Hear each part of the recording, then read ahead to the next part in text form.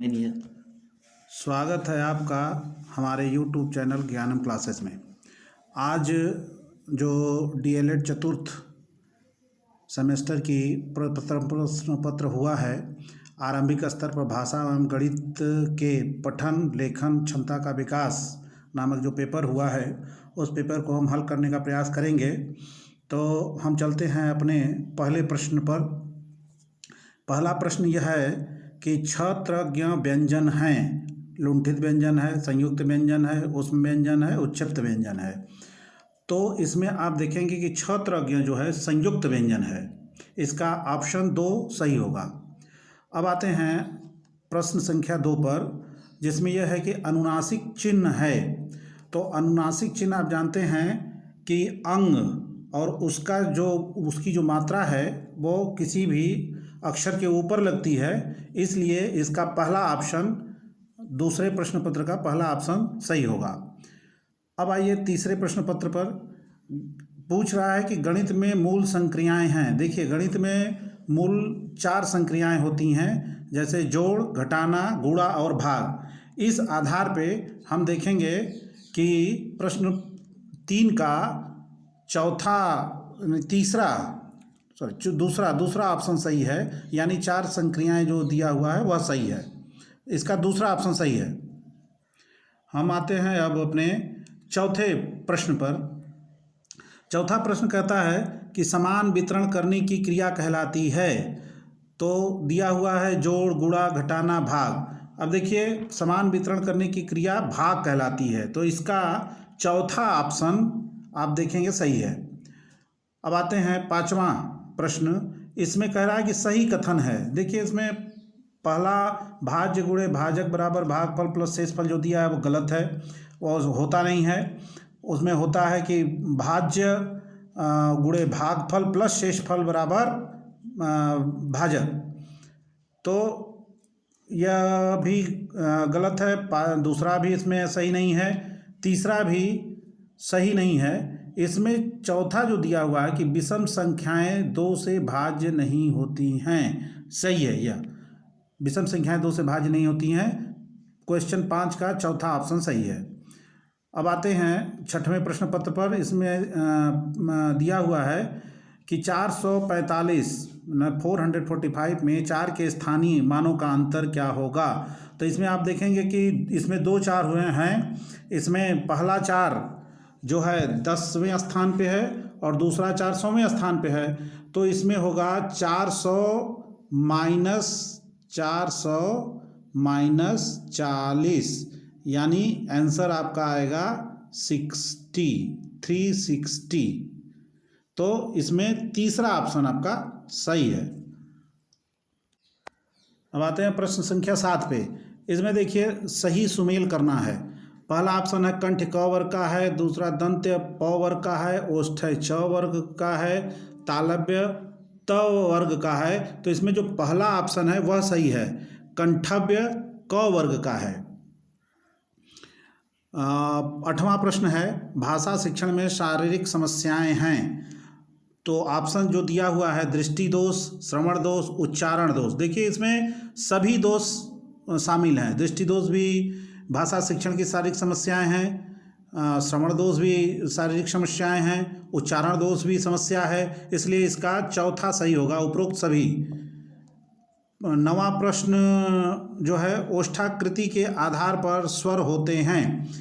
तो देखिए, ओष्ठाकृति के आधार पर वृत्ताकार और अवृत्ताकार दोनों होता है, इसलिए इसका ऑप्शन नंबर 3 सही है।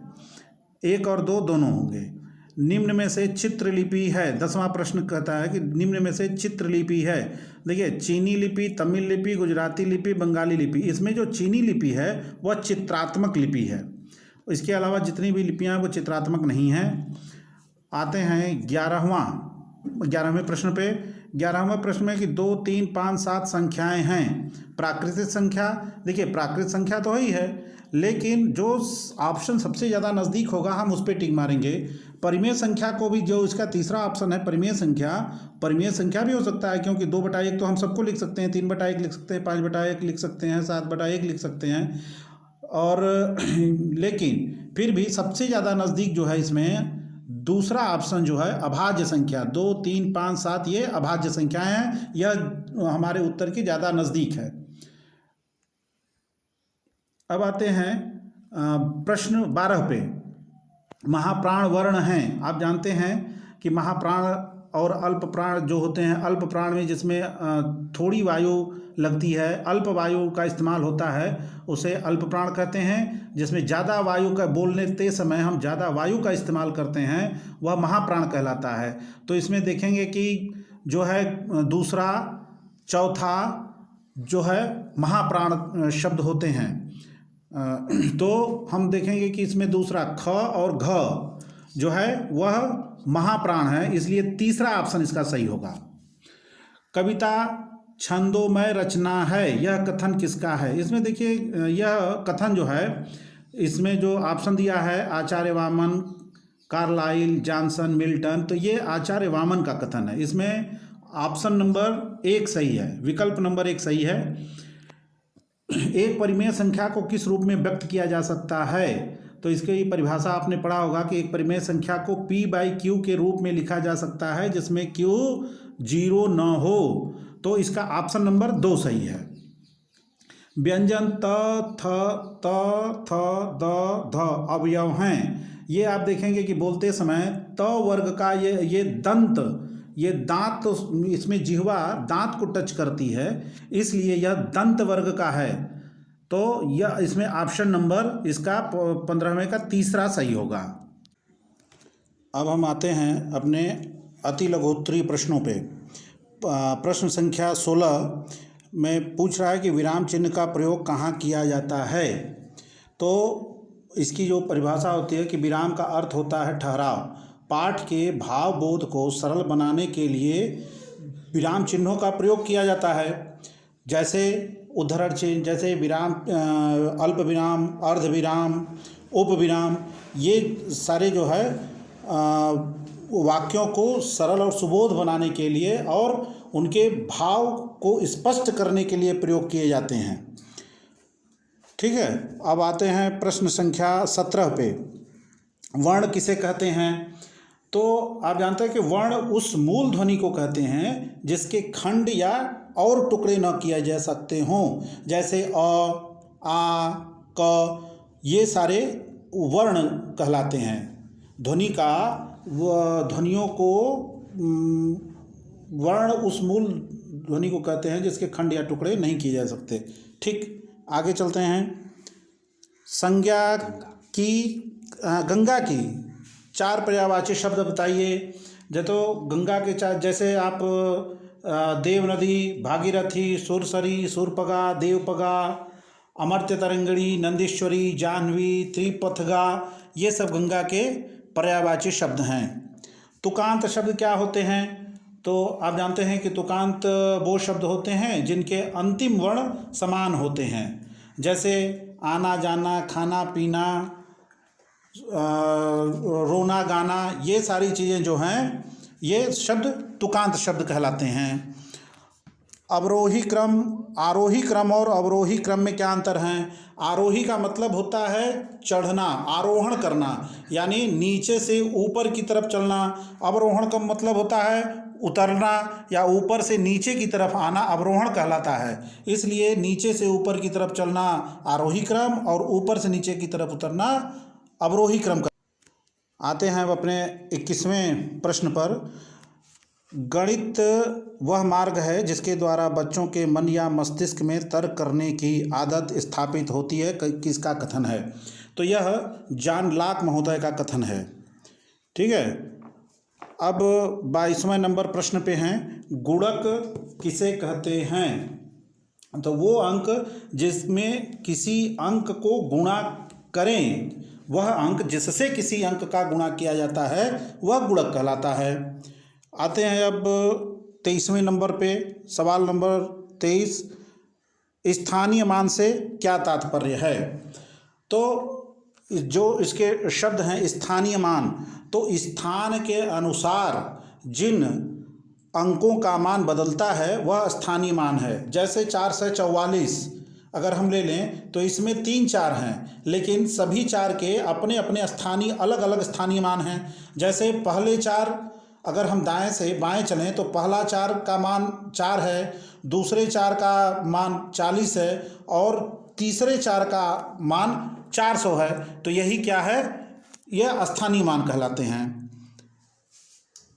24वीं प्रश्न संख्या, द्विज शब्द किसे कहते हैं?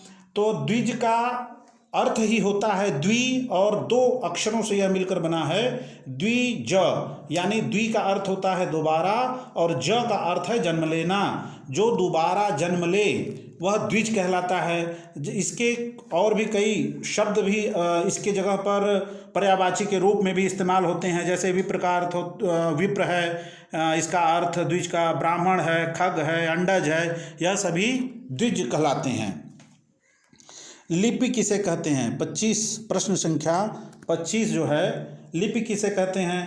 तो ध्वनियों को लिखने के लिए जिन चिन्हों का प्रयोग किया जाता है वह लिपि कहलाता है। जैसे हम हिंदी को देवनागरी लिपि में लिख सकते हैं, कई भाषाओं को हम एक लिपि से दिखा सकते हैं या लिख सकते हैं। जैसे देवनागरी लिपि से हम हिंदी भी लिख सकते हैं, देवनागरी से संस्कृत भी लिख सकते हैं, देवनागरी से गुजराती भी लिख सकते हैं, देवनागरी से मराठी भी लिखी जाती है।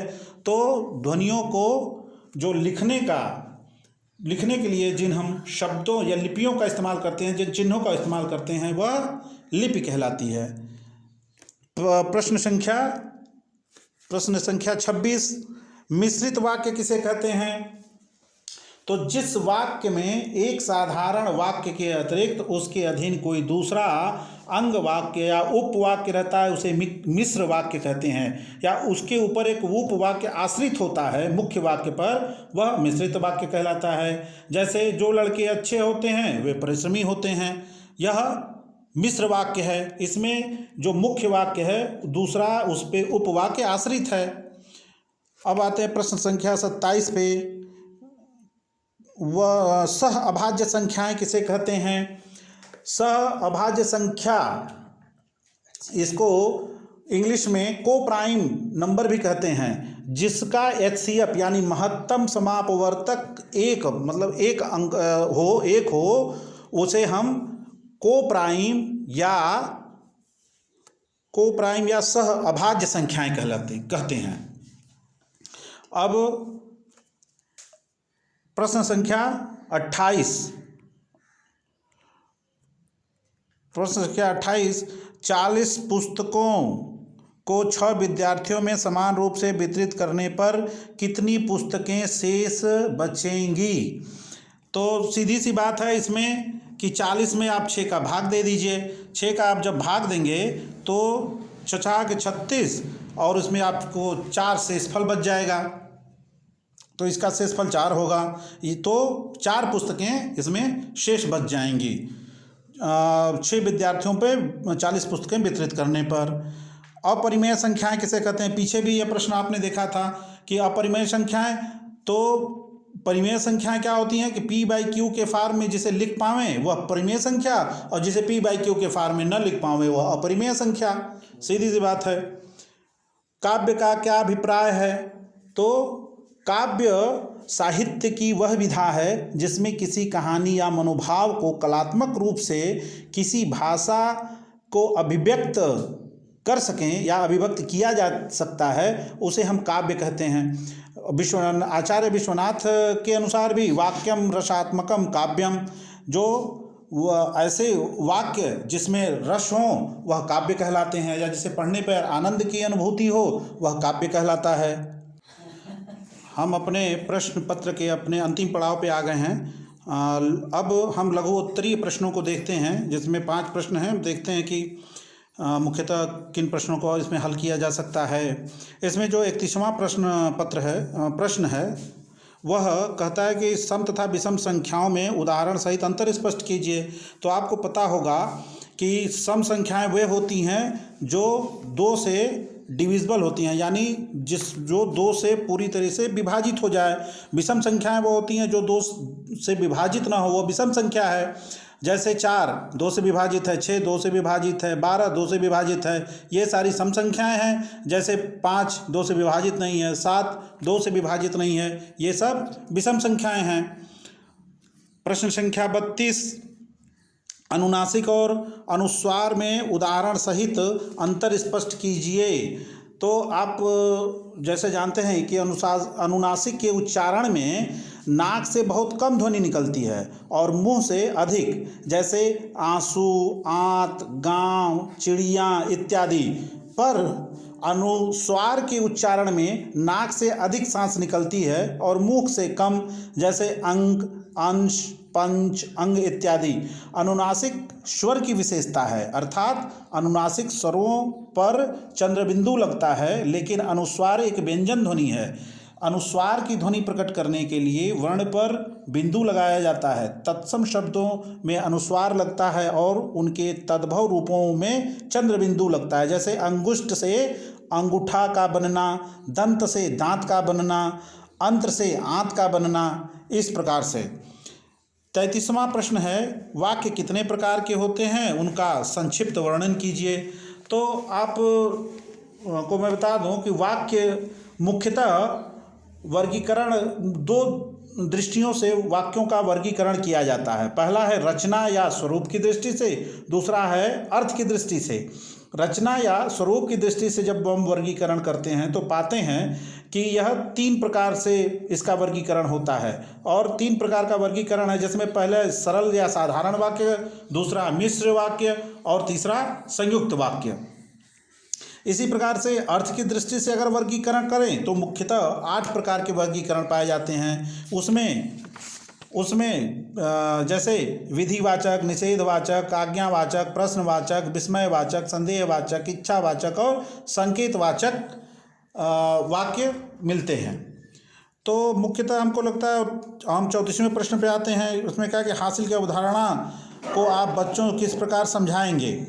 और 35वां भी प्रश्न जो है यह क्रियात्मक प्रश्न है। किसी भी बालक के भाषा के प्रति जागृति प्रति रुचि उत्पन्न करने के लिए आप किन विधियों का प्रयोग करेंगे। तो ये दोनों प्रश्न क्रियात्मक प्रश्न हैं, ये आप अपने से बनाकर भी लिख सकते थे। तो हम यहीं पे इस पूरे प्रश्न पत्र को समाप्त करते हैं। ठीक है, धन्यवाद।